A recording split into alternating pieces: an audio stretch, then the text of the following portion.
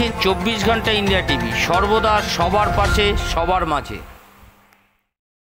August তৃণমূলের ছাত্র প্রতিষ্ঠাতা দিবস। উত্তরবঙ্গ থেকে তৃণমূলের ছাত্র পরিষদের সদস্যরা দলে দলে কলকাতামুখী। সোমবার উত্তর দিনাজপুর তৃণমূল ছাত্র পরিষদের উদ্যোগে রায়গঞ্জ শিলিগুড়ি মোড় থেকে মিছিল করে রায়গঞ্জ রেল স্টেশনে এসে পৌঁছান ছাত্র পরিষদের সদস্যরা। রাধিকাপুর এক্সপ্রেসে কলকাতার উদ্দেশ্যে রওনা দেন উত্তর দিনাজপুরের তৃণমূল ছাত্র পরিষদের সমর্থিত ছাত্ররা।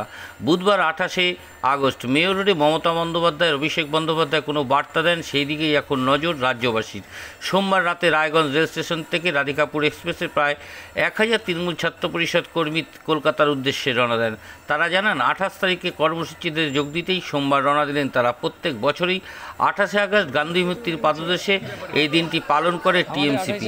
এদিন উপস্থিত ছিলেন উত্তর দিনাজপুর জেলার তৃণমূল কংগ্রেসের সভাপতি কানাইয়া লাল আগরওয়াল, উত্তর দিনাজপুর তৃণমূল ছাত্র পরিষদের সভাপতি রতন দাস, রায়গঞ্জ পৌরসভার পৌরপ্রশাসক সন্দীপ বিশ্বাস, থেকে যাবে, চোপড়া থেকে যাবে, ডালখোলা থেকে যাবে। প্রতিনিয়ত 28 তারিখ অবধি আমাদের ছাত্রছাত্রীরা মমতা বন্দ্যোপাধ্যায়, অভিষেক বন্দ্যোপাধ্যায় বার্তা শোনার জন্য কলকাতার উদ্দেশ্যে আমরা যাচ্ছি। কতজন যাচ্ছে? আজকে খুব কম করে হলো 1000 ছাত্রছাত্রীরা যাচ্ছে। কালকে আবার একই সময় এখানে র্যালি রয়েছে, কালকে রায়গঞ্জ থেকে আবার যাবে। কালকে আবার ছাত্রদের নবান্ন অভিযান আছে, এই ব্যাপারে কি বলবেন? এটা একটা ঘটনা ঘটেছে পশ্চিমবাংলায়, খুব নিন্দনীয়, দুঃখজনক। আমি চাই যে আমার বোনের জাস্টিস হোক, আমার বোন যেন জাস্টিস পায়, কিন্তু কিছু রাজনৈতিক দল এটাকে এমনভাবে প্রেজেন্টেশন করছে, রাজ্য সরকারকে বিভ্রান্ত করার চেষ্টা করছে। এটা খুব একটা ভালো চোখে আমরা দেখছি না ছাত্র সমাজ। 28শে আগস্ট তৃণমূল ছাত্র পরিষদের প্রতিষ্ঠা দিবস।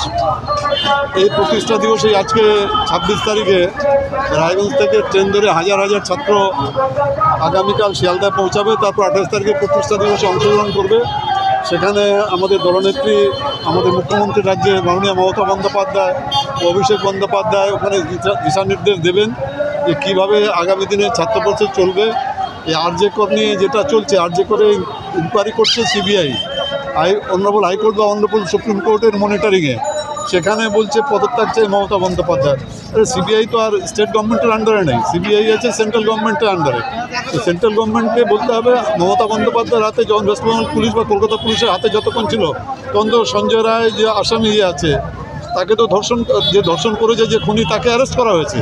তারপরেও যদি কেউ করে থাকে, আমরা বলছি মমতা বন্দ্যোপাধ্যায় নিজে মিছিল করেছেন একদম ডরিনা মলালি মোড় থেকে ডরিনা ক্রসিং পর্যন্ত। সেখানে উনি বলেছেন যে যারাই এতটাই আছে, দোষী আছে, যারা নির্যাতন করেছে, ধর্ষণ করেছে, খুন করেছে, তাদের ফাঁসি চাই।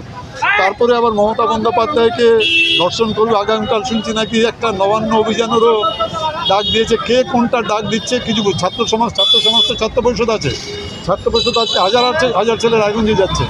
এগুলো কিছু না, বিরোধীরা একটা চক্রান্ত করছে যে যদি কোনোভাবে যদি ঘোলার জলে মাছ ধরা যায়, এটা সম্ভব না। পশ্চিমবাংলায় ক্ষমতায় আসতে গেলে গণতান্ত্রিক পদ্ধতিতেই ক্ষমতায় আসতে হবে। আর আগামী দিনে ছাত্ররা আজকে যাচ্ছে 28 তারিখে, যেভাবে আমাদেরকে দিশা নির্দেশ দেবে ওখান থেকে আমাদের দলনেত্রী মুখ্যমন্ত্রী মাননীয় মমতা বন্দ্যোপাধ্যায়, অভিষেক বন্দ্যোপাধ্যায়, সেই হিসাবে আমরা আগামী থেকে সেই হিসাবে আমাদের রাজনীতিটা আমরা সেই হিসাবে বক্তব্য রেখে রাজনীতি সেই হিসাবে আমরা করব। আজ এ পর্যন্ত। সঙ্গে রাখুন 24 ঘন্টা ইন্ডিয়া টিভি। দেখতে থাকুন সব জেলার সব খবর সবার আগে 24 ঘন্টা ইন্ডিয়া টিভির পর্দায়। নমস্কার।